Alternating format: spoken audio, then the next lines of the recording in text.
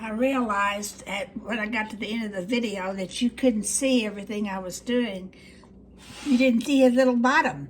So, no, this isn't a great contour drawing, but it's okay for a contour drawing because contour drawings, sometimes I've drawn faces and the ear is down, the ear on one side is down where the chin is, and the ear on the other side's up where the eye is.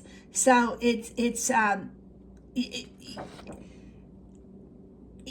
feeling your way along and finding the subject as you draw. Both of these drawing processes are like sculpture. You're pulling the image out as you go. You're building it as you go.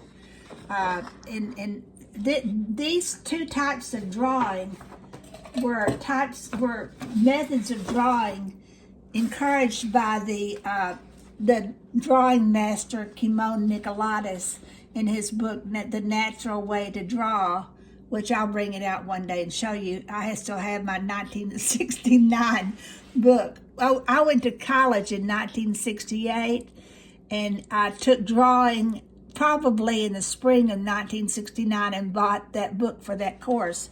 And that's the way I was taught. I was taught the natural way to draw, which is to sculpt your drawing. Don't just I don't do that. Until I have my gesture on my paper, I don't paint or draw anything. I gesture it. I find the subject. Next month in the Looking at Lit Club, I'm going to change the pattern that the books that I read, and we're going to start the book called The Artist's Way by Julia Cameron, which is just an incredible bit of writing for any creative or any person who's just trying to survive the harsh reality of life. But anyway, a quote something that she says in that book is, all creation begins in darkness. Yesterday, as I started my painting, I said, I don't know where I'm going with this.